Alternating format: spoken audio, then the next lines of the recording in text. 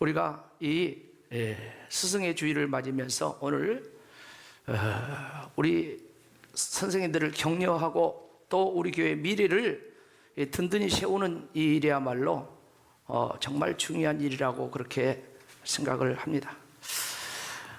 우리가 잘 아는, 어른들은 아는 그런 용어 중에 하나가 군사부일체란 말이 있습니다. 무슨 말입니까?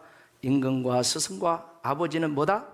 한 몸과 같다 하는 그런 뜻으로 옛날부터 이제 가르쳐 왔습니다. 그런데 우리가 아는 우리 조선시대의 아주 유명한 정치가요, 유학자요, 우리 민족의 스승이라고 할 수 있는 율곡이이 선생님이 이 부분을 해석을 했어요. 뭐라고 해석했어요? 다 같이 읽어봅시다. 시작.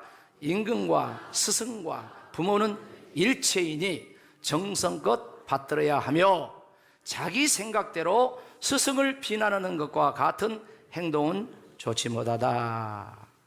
이렇게 해석하고 적용을 했는데 방점을 스승에게 줬어요.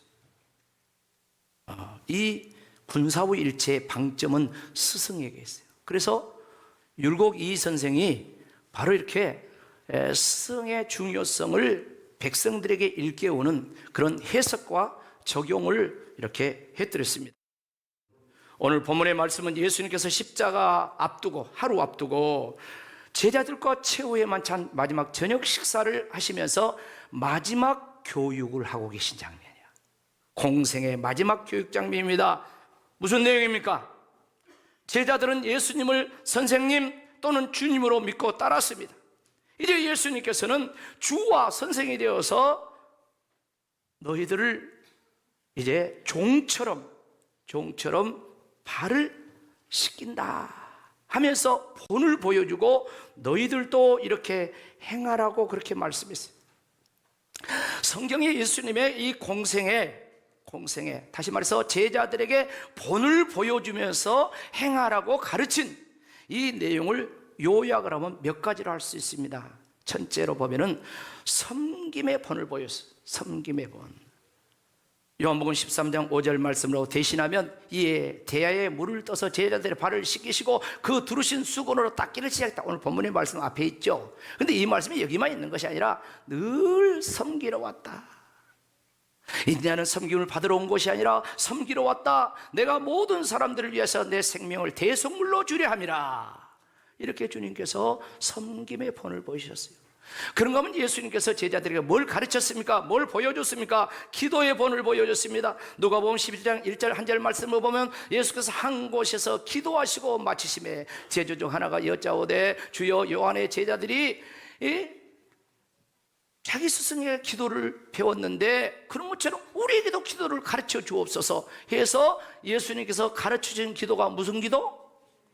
잘 아시죠? 주의 기도야. 새벽 미명에 일어나서 기도하시고 한적강에 기도하시고 마지막 십자가 지기 전날 밤에 겟세마네 동산에서 땀방울이 핏방울이도 기도하시면서 기도의 본을 보여줬어. 그리고 너희들도 기도하라. 우리 선생님들도 기도하고 있는 줄로 믿습니다. 기도의 본을 보여줬어.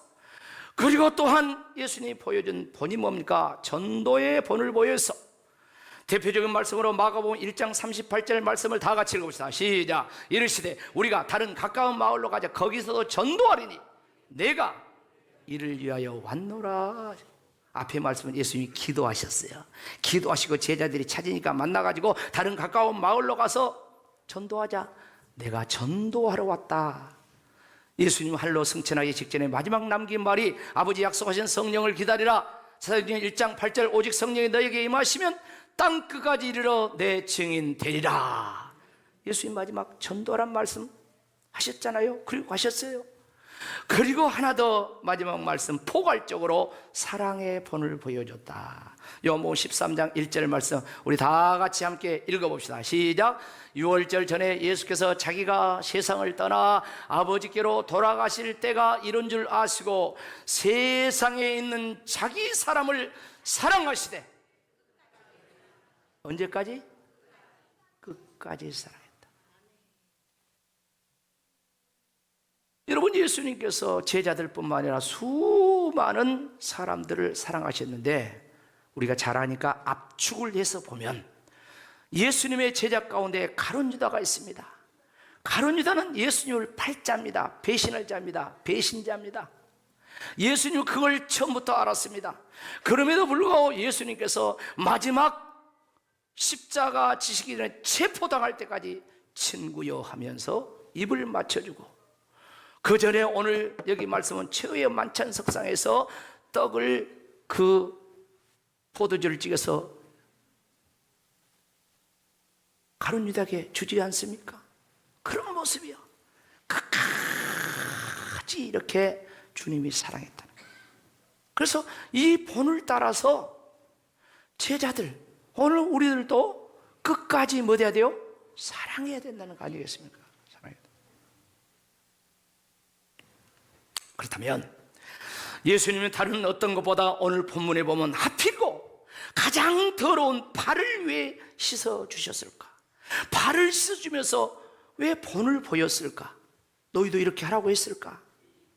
이것을 이해하는 것은 매우 중요한 말씀이고, 오늘 스승 되신 예수님의 가르침을 우리가 바로 알고 우리들도 그렇게 실천할 수가 있습니다. 여러분, 이스라엘의 환경은 건조하기 때문에 늘 먼지가 많죠. 그렇다 보니 일상화된 것이 무엇입니까? 밖에 나갔다 들어오면 주인들의 발을 종들이 씻어주는 것입니다. 그러면 그 집에 손님이 왔다 그러면은 그 손님을 종들이 발을 씻겨주면서 이렇게 모셔드리는 것이, 이것이 예의요, 이것이 관습이었습니다. 자, 그런 상황을 이렇게 생각하면 알 수 있는데, 예수님께서 친히 제자들의 발을 씻겨줬다는 말은 당신이 스스로 종의 자리로 뭐 됐다? 낮아지셨다는 그런 말씀입니다. 왜 그랬을까요? 며칠 전에 예수님께서 십자가 지기 위해서 예루살렘에서 입성하는 그 과정 속에 보면 제자들이 막 싸워요. 뭐라고 싸웁니까? 예수님이 왕이 될 때 우리를 오른쪽 왼쪽에 앉혀주세요 하면서 막 높은 자리에 앉혀달라고 그렇게 이야기하죠. 그러니까 어떻습니까? 그 옆에 있는 다른 제자들이 가만히 있습니까? 그래서 막 싸움이 뭐 벌어집니다. 마태복음 20장 26절로 27절 그리고 28절의 말씀 보면 그 내용이 나와요. 너희 중에는 그렇지 아니하니 하나님이 너희 중에 누구든지 크고 다한 자는 너희를 못하는 자가 섬기는 자가 되라. 싸움 이후에 하는 말이에요. 그러면서 너희 중에 누가 어뜸이 되고자 하냐? 그러면 너희의 뭐가 되라? 종이 되라. 그리고 28절 다 같이 읽어보세요. 시작. 인자가 온 것은 섬김을 받으려 함이 아니라 도리어 섬기려 하고 자기 목숨을 많은 사람의 대속물로 주려 하심이라. 아멘. 예수님께서 이렇게 십자가의 대속물로 죽기까지 이렇게 낮아지고 그렇게 해서 오셨다는 거예요. 우리는 십자가 이전에 주님의 이 모습을 통해서 주님이 가르치시기 원했던 참된 스승의 사상, 스승의 상, 그리고 우리가 주님의 제자들인데 주님의 제자들이 세상에서 어떻게 살아야 될 것인가를 깨우쳐주는 그런 말씀이에요. 그러니까 스스로 낮아져서 발을 씻겨주는, 가장 더러운 곳 아니겠습니까? 발을 씻겨주는 사람이 되어야 된다는 거죠. 그러니까 스승은, 선생님들은 제자의 발을 씻어주는 사람이다 하는 말씀이에요. 예수님의 리더십을 섬김의 리더십이라고 그렇게 말씀합니다. 그래서 우리는 다만 예수님 가르치신 말씀대로 서로 낮아져서 섬기면 될 줄로 믿습니다. 그리고 섬긴 후에는 역사의 뒤안길로 사라지는 거예요. 이것이 전부고 영적인 질서고 이것이 영적인 원칙이라는 것입니다. 이렇게 나아갈 때 결과가 어떻게 온다고 말씀했습니까? 17절 말씀 다 같이 읽어봅시다. 시작. 너희가 이것을, 이 영적인 질서를 알고 행하면 뭐가 있다? 복이 있다. 누가 복을 받습니까?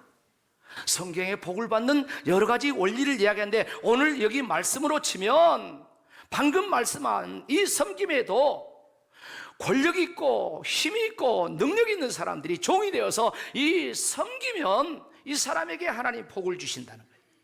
할렐루야. 이 사람에게 복을 준다는 거예요. 19세기 초에 영국은 해가 지지 않는 그런 나라입니다. 근데 이 영국 스코틀랜드 지방에 이 한 교회에 말썽꾸러기 소년이 있었습니다. 이 아이는 장로님의 아들이었어요. 근데 교회는 나옵니다. 근데 얼마나 말썽을 피우는지 선생님이 통제가 안 됩니다. 밖에 나가면 순전히 불량배 아이들하고 놀러 다니고 그야말로 늘 사고 치는 거예요. 그래서 교회 안에서도 그렇고 교회 밖에서도 그러고 집에서도 그러고 그런 거예요. 그런데 한 선생님께서 이 아이를 관찰하면서 이 아이에 대한 그 기도하는 마음이 생겼어요. 그리고 이 아이를 이제 사랑하는 마음을 가지고 하루는 옷을 한 벌을 사가지고 그 아이의 집을 신방을 간 겁니다. 가서 아이를 만났어. 그런데 이 선생님이 내미는 이 옷을 그냥 뭐라고 그냥 하면서 쫙쫙 찢어가지고 쓰레기통에 버려본 거예요. 이 선생님이 얼마나 충격을 받았는지 몰라요. 너무너무 충격을 받은 거야. 가끔 가다 보면은 그런 엉뚱한 아이들 우리 주변 애들 보는데요, 너무 충격을 받아요. 그래서 부장 선생님에게 아이고 나 교회학교 선생님 못 하겠습니다, 사표 내겠습니다. 그래. 부장 선생님이 뭐라고 합니까? 아이고 선생님 힘내세요, 제가 기도해 드릴게요, 위로하시면서 그냥 용기를 북돋워 주는 거예요. 그래서 어쩝니까? 할 수 없이 이제 계속 교사를 하게 되는 거예요. 하게 되는데 늘 기도하면서 그 다음에도 몇 차례 이제 선물을 준비하고 아이 신방 가가지고 이제 주면은 이 아이가 그냥 여전히 갖다 내버리고 막 그냥 뭐라고 막 마음에 없는 짓거리 하지 마세요, 마음에도 없으면서 왜 그래요, 막 이런 식이야. 그래도 이 선생님이 기도하면서 하나 앞에 결심을 한 거예요. 하나님, 제가 저 아이를 포기하지 말 테니까 하나님도 포기하지 마시옵소서. 그러면서도 기도하는 거예요. 그래서 결국은 이 아이가 그 선생님의 사랑에 감동을 받고 예수님을 영접했습니다. 그리고 새 사람이 된 줄로 믿습니다. 그리고 이 아이가 그 다음 행보, 이제 청년이 돼가지고 그 다음 행보를 어떻게 하냐면 이 아이가 이제 최초의 중국 선교사가 된 거예요. 바로 로버트 모리슨이라는 사람입니다. 여러분 잘 모르죠? 근데 제가 선교학 전공한 사람이거든요.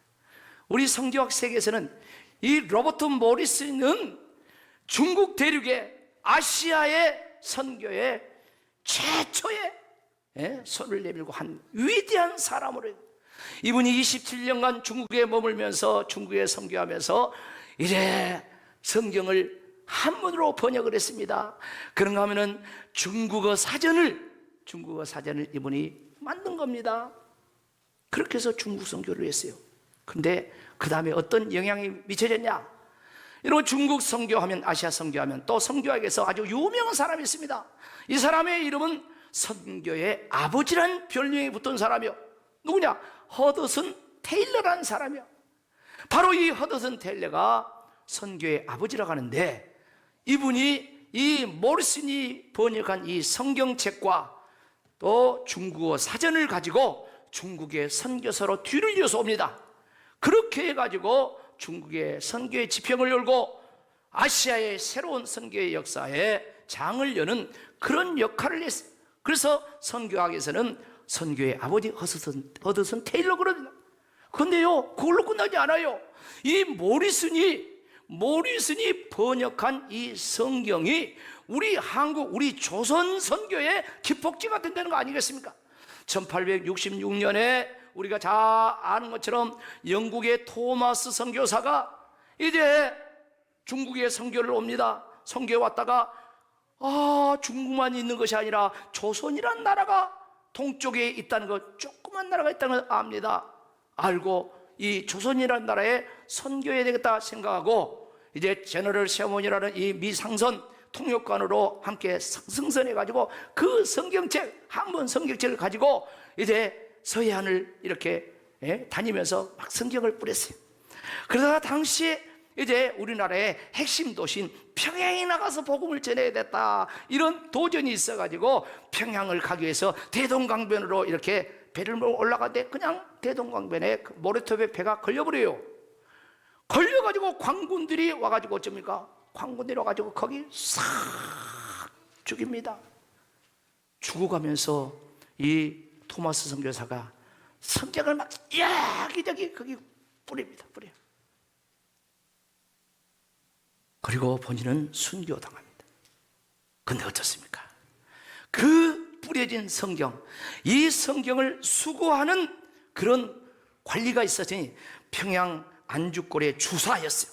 박영식이라는 사람이 그 성경을 다 이제 수거를 하는, 수거를 자기 집에 갖고 가가지고 불태운 것이 아니라 당신은 종이가 없으니까 그 성경을 찢어가지고 자기 안방이고 사방방에다가 다 도배를 해버려요. 도배를. 그리고 시간이 갔어요. 그리고 어느 날 이 박영식이가 누워가지고 벽장을 바라보고 천장을 바라보고 하는데 그 성경 내용이 이제 읽혀지기 시작한 거예요. 그래가지고 자기가 죄인인 것을 압니다.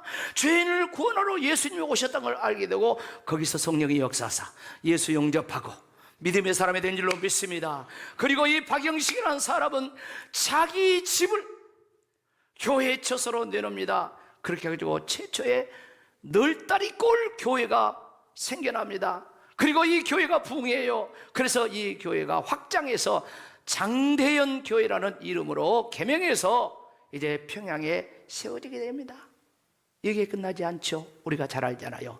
세계 기독교 선교 역사 속에 평양 대부흥 운동 1907년, 이 평양 대부흥의 운동의 산실이 어디냐? 바로 아까 보았던, 다시 띄워보세요, 평양 장대현 교회. 여러분 교회를 다니시면 얼마나 관찰을 하신가 모르겠어요. 저 밑에 가면은 성지순례 중요한 교회들을 제가 쫙 구양 모세교회부터 해가지고 저 밑에 행정실 뒤로 인했어요.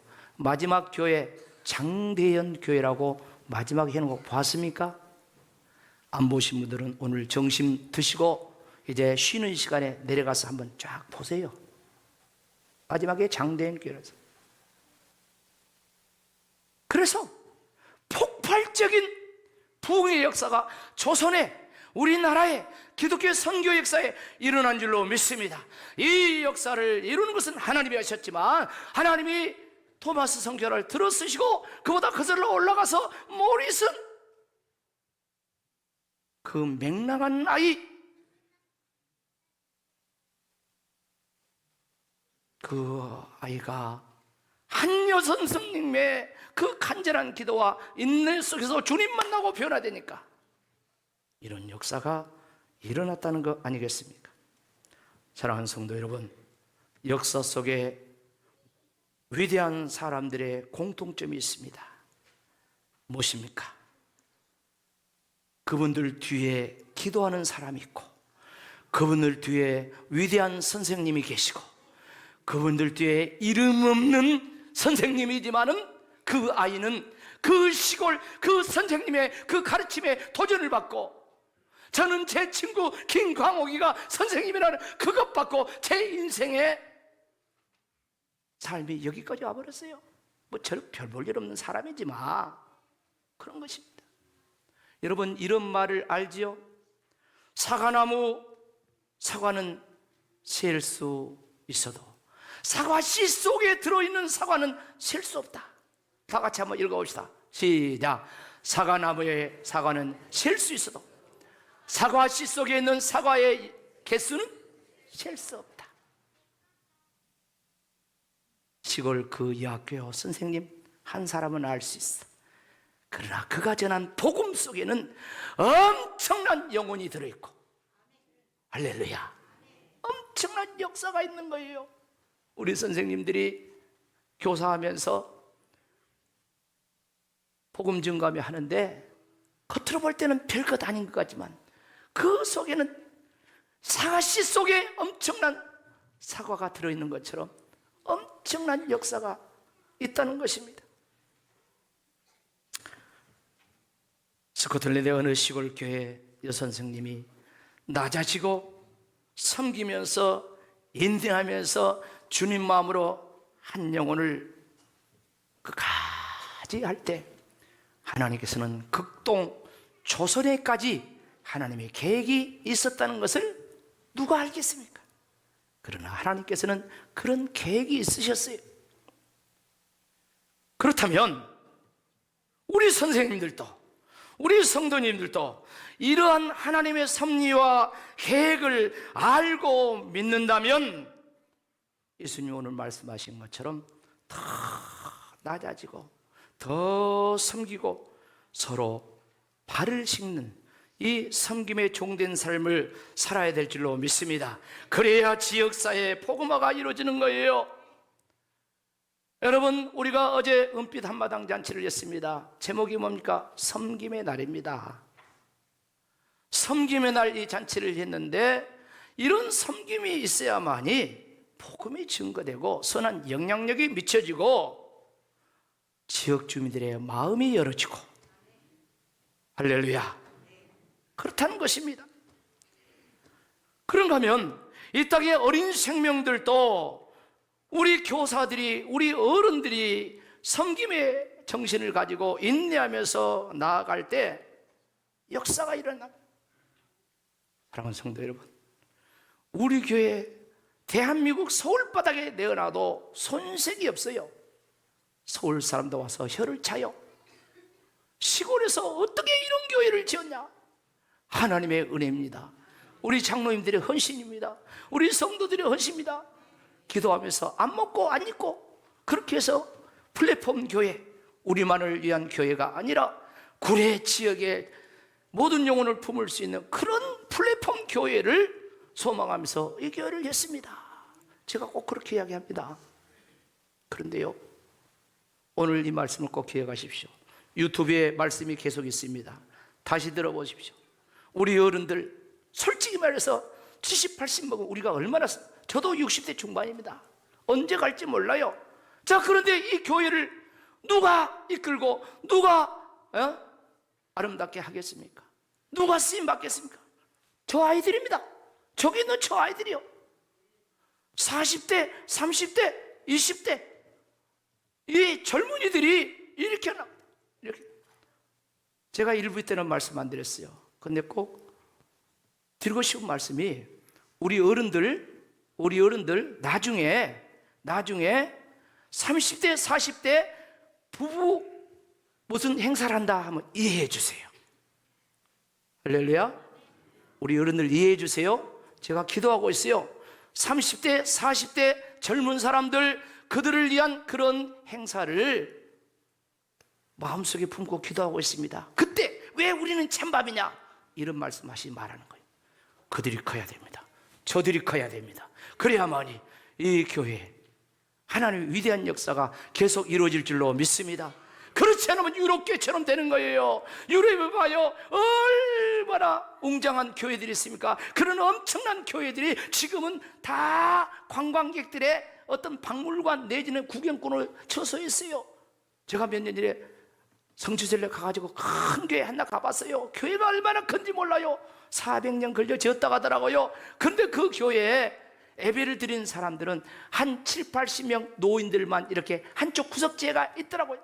나머지는 전부 다 구경꾼들로, 관광객들로 박물관처럼 돼 있어요. 우리 교회는 그런 교회가 아니라 주님 오실 때까지 쓰임받고 선교하고 위대한 구원의 역사가 일어나기를 축복합니다. 그러기 위해서는 저와 여러분이 오늘 예수님께서 말씀하신 것처럼 종의 자리로 내려가서 발도 닦아주는 그런 섬김으로 우리 아이들, 우리 젊은이들을 위해서 기도해주고 헌신할 때 하나님이 끝까지 일하시고 역사하실 줄로 믿습니다. 아멘.